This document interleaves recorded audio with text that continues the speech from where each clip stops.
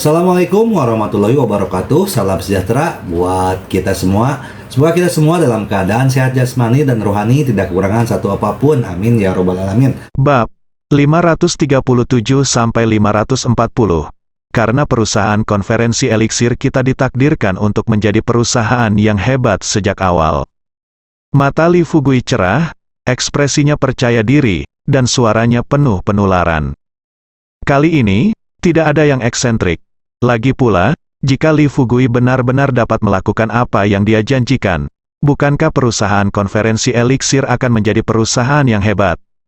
Selain itu, banyak prajurit kuno yang hadir di sini berpartisipasi dalam ulang tahun Gurugu, menyaksikan alkimia ajaib Li Fugui secara langsung, dan bahkan mendukung Li Fugui.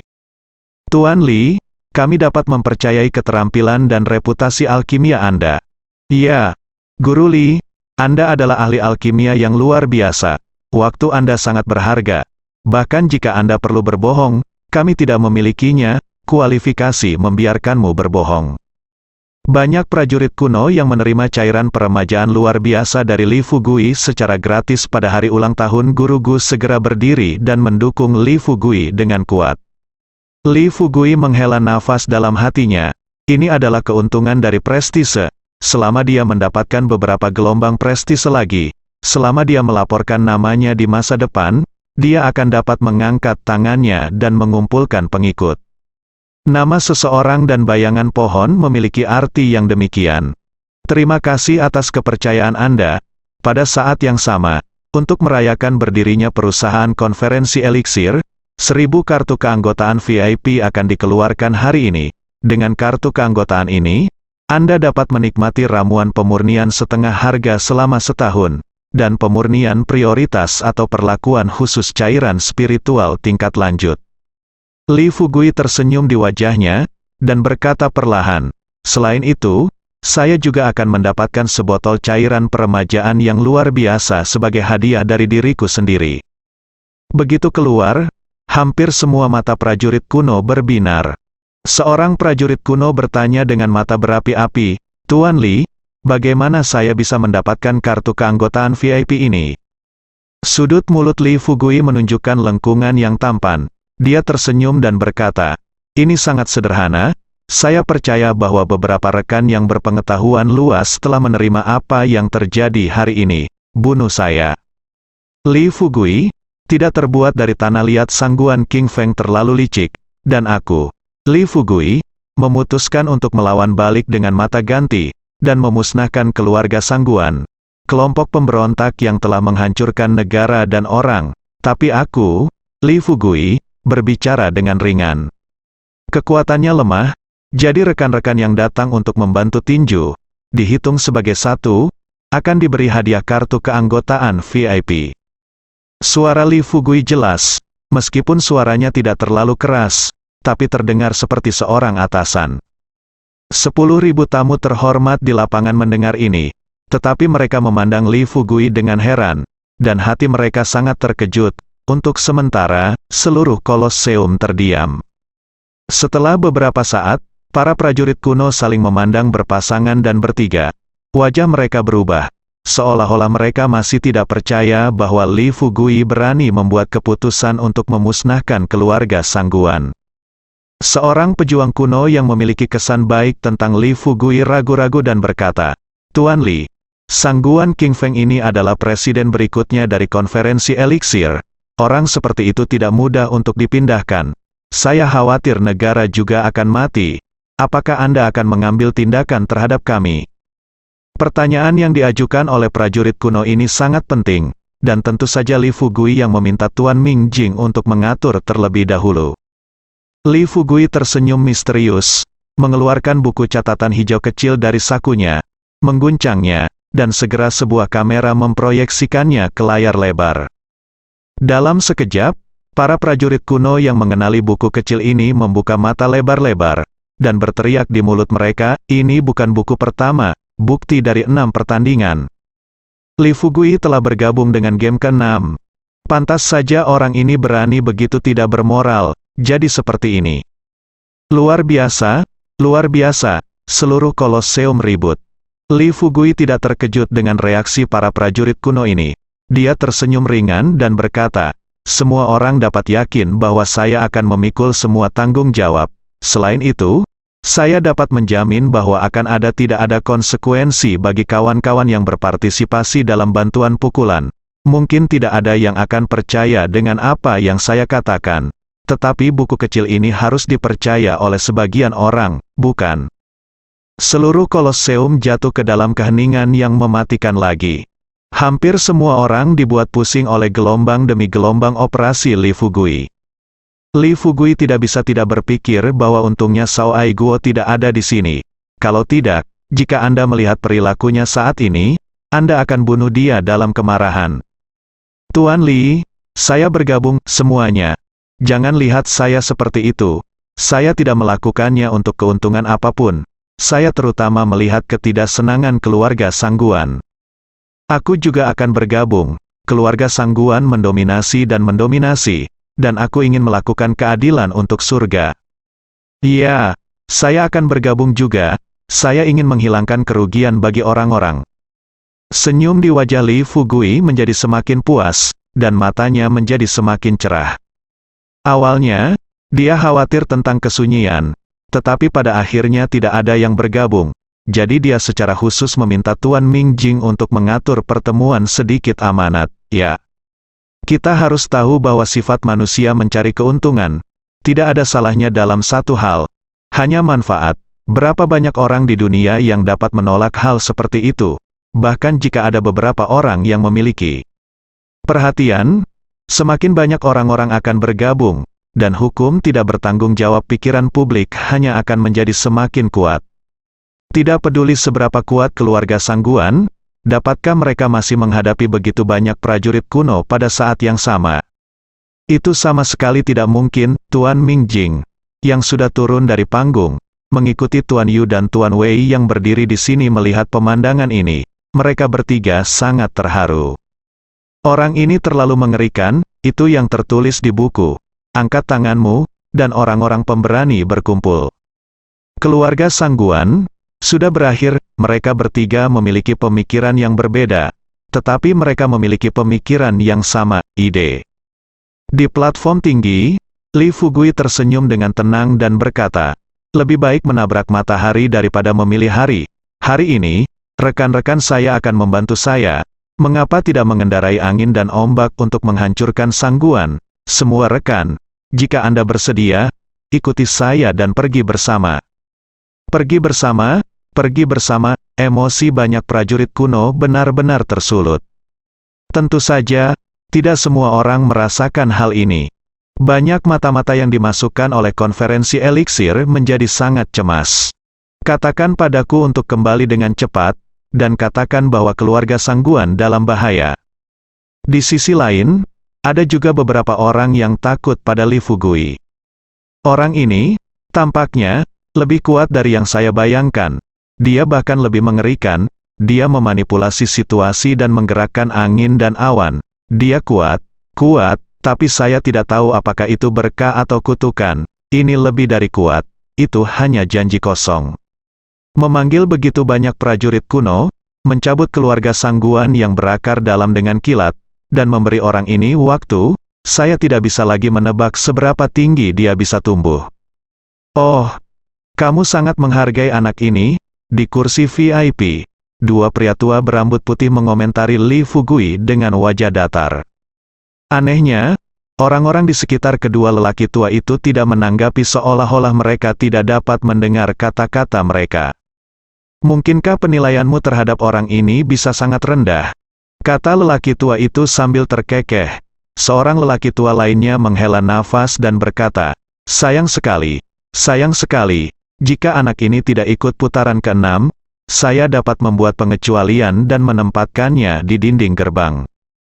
Organisasi terkenal dari Biro ke-6 telah terpikat, dan lelaki tua itu telah lama mengesampingkan wajahnya dan secara pribadi mengunjungi pintu untuk menerima murid. Semakin banyak kedua lelaki tua itu berbicara, semakin disayangkan, dan orang-orang di sekitar mereka masih menutup mata terhadap kedua lelaki tua ini. Hanya Tuan Mingjing yang berdiri bersama Tuan Yu dan Tuan Wei. hanya sesekali melirik mereka, tinggal sebentar, lalu pergi. Di platform tinggi, Li Fugui melihat bahwa emosi sebagian besar prajurit kuno telah sepenuhnya tersulut, jadi dia melompat dari platform tinggi, berjalan di garis depan dengan kepala terangkat tinggi, dan langsung pergi keluar Kolosseum. Ketika Li Fugui berjalan melewati setiap area, akan ada orang-orang yang bermain menatapnya dengan heran, dan barisan mewah ribuan orang di belakangnya. Kaki Li Fugui cepat, dan dia benar-benar merasa agak terlena di dalam hatinya. Anda harus tahu bahwa ini adalah ribuan prajurit kuno, bukan orang biasa. Dengan begitu banyak prajurit kuno yang bertarung bersama, bagaimana mungkin keluarga Sangguan, bahkan jika didukung oleh keluarga Gu, bisa selamat? Li Fugui dapat yakin bahwa apa yang terjadi hari ini akan menyebar luas di seluruh dunia seni bela diri kuno dalam waktu singkat. Pada saat itu tidak lebih dari publisitas gratis untuk perusahaan konferensi pengobatan roh yang baru didirikannya. Dengan kata lain, dia hanya menghabiskan beberapa ribu kartu keanggotaan VIP dengan masa berlaku hanya 1 tahun, dan mencapai hal membunuh 2 burung dengan 1 batu.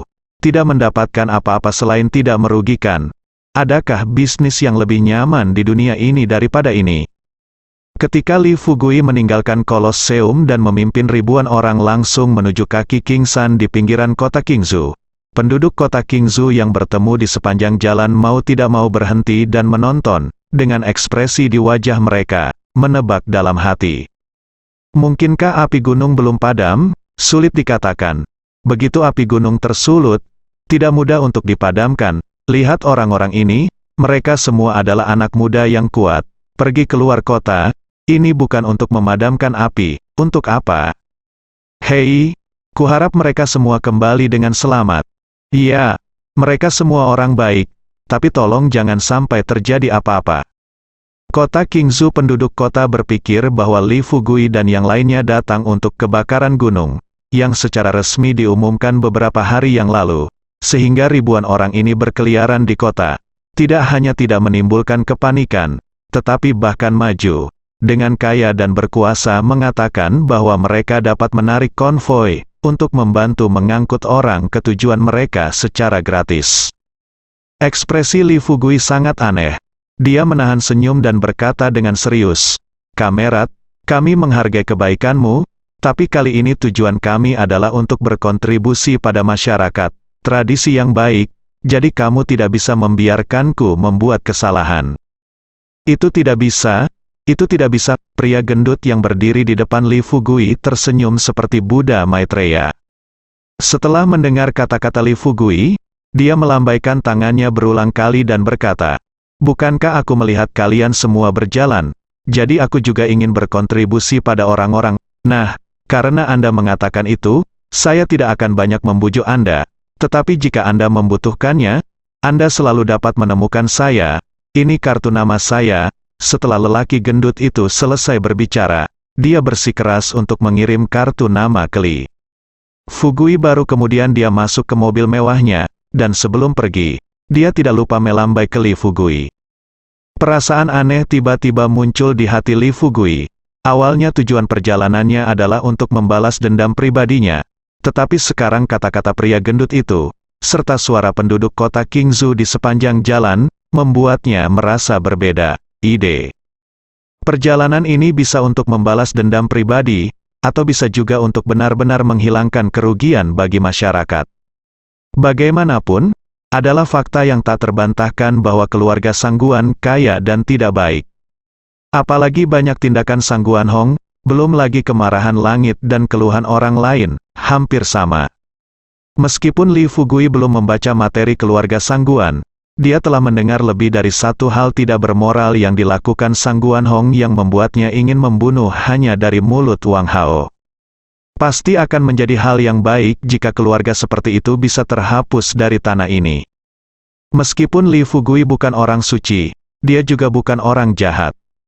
Setidaknya, Li Fugui tidak pernah memiliki gagasan untuk menjadi lebih unggul dari semua orang, apalagi merugikan siapapun tanpa alasan.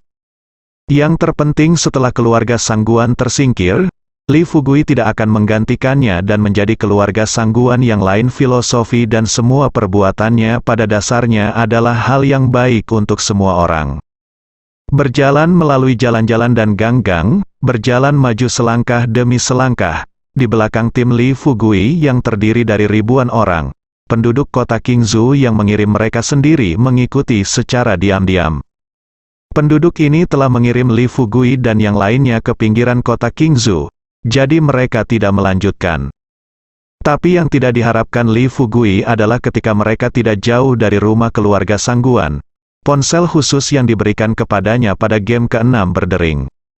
Li Fugui mengeluarkan ponselnya dan menemukan bahwa itu bukan nomor telepon, tetapi kode angka yang disebut 106. Halo, Li Fugui menekan tombol jawab dan mengucapkan sepatah kata karena kebiasaan. Li Fugui, sudah berapa lama? Kenapa kamu mendapat masalah lagi? Apa yang ingin kamu lakukan? Apakah kamu ingin aku mencekikmu sampai mati dengan tanganku sendiri? Tiba-tiba. Suara unik Ai Guo berasal dari dalam, dan itu mendesak dan cepat, seperti meriam yang terus-menerus. Li Fugui buru-buru mengambil teleponnya, dia tidak perlu bertanya. Dia tahu pasti berita tentang tim 1000 orangnya yang telah mencapai Sao Ai Guo. Aspek pemantauan. Li Fugui, bicaralah padaku. Melihat Li Fugui terdiam, Sao Ai Guo menamparkan meja dan berteriak. Li Fugui terbatuk, dan berkata, Kapten Sao, tenang, tidak ada gunanya jika kamu sangat marah. Sao Ai Guo mencibir dan mengutuk dengan keras. Li Fugui, jawab pertanyaanku segera. Kapten Sao, kamu tidak perlu marah tentang ini. Bukankah aku sudah melaporkan ini padamu? Li Fugui berkata tanpa daya. Sao Ai Guo tersenyum marah, dan bertanya, apakah Anda sudah melapor kepada saya? Kapan Anda melapor kepada saya? Juga, apa yang ingin Anda lakukan? Anda mengatakan bahwa keluarga Sangguan ingin memberontak. Saya pikir mereka ingin memberontak. Itu kamu. Apakah kamu tahu betapa buruknya memimpin ribuan orang ke jalan bersama? Kapten Sao, bukankah kamu memfitnahku? Jangan khawatir, dengarkan penjelasanku dulu. Li Fugui menghela nafas, meskipun dia tahu bahwa Sao Ai Guo pasti akan keluar seperti ini. Tetapi Li Fugui tidak menyangka bahwa Sao Ai Guo, yang terlihat dewasa dan stabil, memiliki sisi kekerasan.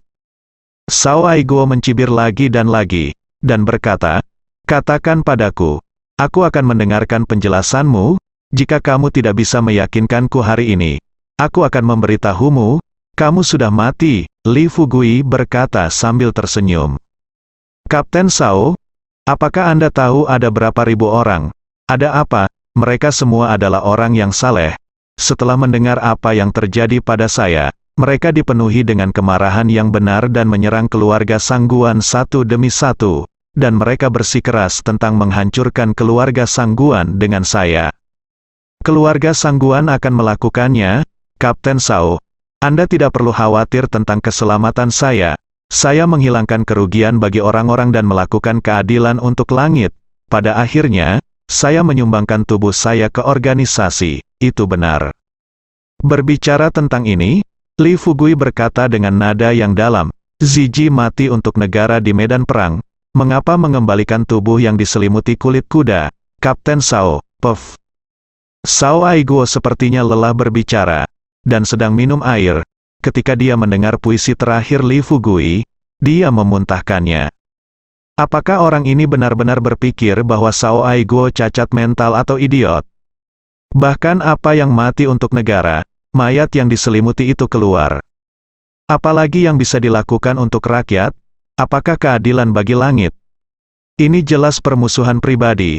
Tetapi Anda masih harus mengatakannya dengan cara yang terdengar tinggi. Sao Ai Guo tiba-tiba merasa bahwa menarik Li Fugui ini ke game ke-6 adalah kesalahan total. Di organisasi, hanya mengandalkan mulut ini bisa membuat percikan. Dan yang paling penting adalah dia tidak memiliki cara untuk membantah apa yang dikatakan Li Fugui saat ini. Tentu saja alasan utamanya adalah Sao Ai Guo sendiri tidak menyangka Li Fugui bisa menarik tim yang terdiri dari ribuan orang. Keesokan harinya begitu dia pergi, sebuah tim prajurit kuno datang untuk berurusan dengan keluarga Sang Guan. Ini benar-benar luar biasa. Meskipun Cao Aiguo tidak ingin berbicara, dia hampir mati penasaran tentang bagaimana Li Fugui membujuk ribuan orang ini. Li Fugui, meskipun apa yang kamu katakan masuk akal, kamu tidak dapat melakukannya. Kamu harus melapor ke organisasi terlebih dahulu, dan kamu dapat melakukannya setelah organisasi menyetujui. Ini prosesnya. Apakah kamu mengerti? Cao Aiguo hanya bisa melakukannya dengan program di artikel akhir. Li Fugui berkata dengan ringan, "Tim Cao, saya tidak mengerti ini. Soalnya, saya baru bergabung dengan game ke-6 selama beberapa hari. Saya bahkan belum menghadiri kelas pelatihan. Anda tidak bisa menyalahkan saya untuk ini. Tapi jangan khawatir, aku pasti akan melakukannya lain kali. Perhatikan." Lain kali? Kamu masih mau lain kali?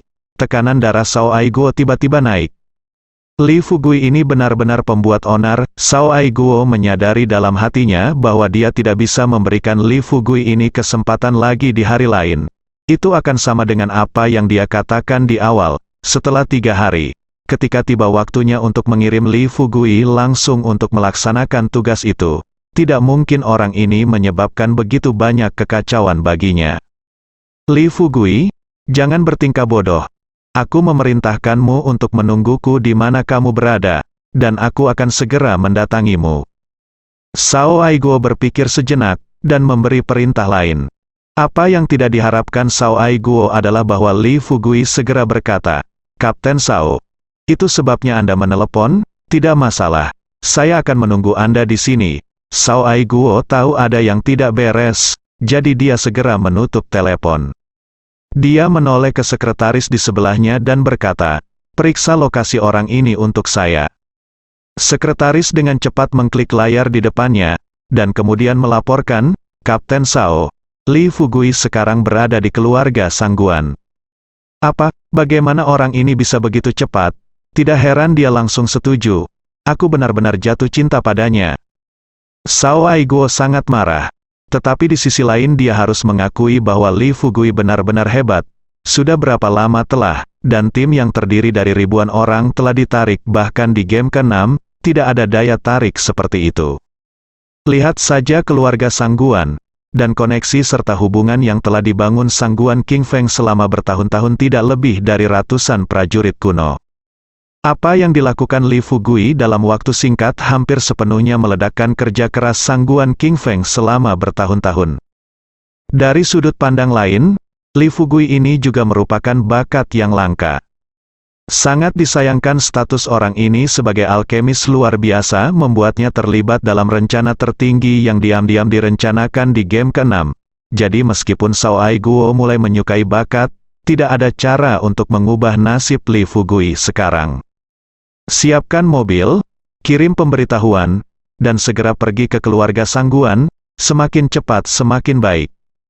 Cao Aiguo membuat keputusan tegas. Dia merasa bahwa jaringan intelijen keluarga Sang Guan bukanlah seorang vegetarian. Keluarga Sang Guan juga harus bersiaplah dalam beberapa saat. Secara teoritis, keluarga Sang Guan seharusnya tidak mudah dilanggar. Selama mereka bergegas cukup cepat, mereka bisa mencegah Li Fugui membuat kesalahan besar. "Iya," sekretaris itu memberi hormat, dan segera pergi untuk membuat pengaturan. Pada saat yang sama, di pinggiran kota Qingzhou, di kaki Bukit Hijau, alasan mengapa kota Qingzhou disebut kota Qingzhou bukan untuk apa-apa. Tidak hanya memiliki gunung, tetapi juga air. Ada pegunungan yang terus-menerus di selatan dan ombak biru yang luas di utara. Meskipun kota Qingzhou bukan kota super besar, itu telah lama dikenal sebagai terpilih sebagai salah satu kota lapis pertama. Selain itu, kota Qingzhou juga merupakan salah satu kota paling layak huni di Tiongkok. Li Fugui pada awalnya tidak merasakan apa-apa, tetapi sekarang berdiri di kaki gunung, berjalan perlahan menuju lereng gunung, memandangi laut di kejauhan, mencium udara segar di hutan. Dia benar-benar merasakan keinginan untuk pindah ke keinginan untuk tinggal di sini. Rumah keluarga Sang Guan begitu besar bahkan Li Fugui pun terkejut saat mendengarnya. Seluruh gunung ini, dari kaki gunung hingga puncaknya, adalah milik keluarga Sangguan. Setelah bekerja keras selama beberapa generasi, keluarga Sangguan telah mengubah seluruh gunung ini menjadi daerah pemukiman. Tuan Mingjing berdiri di samping Li Fugui.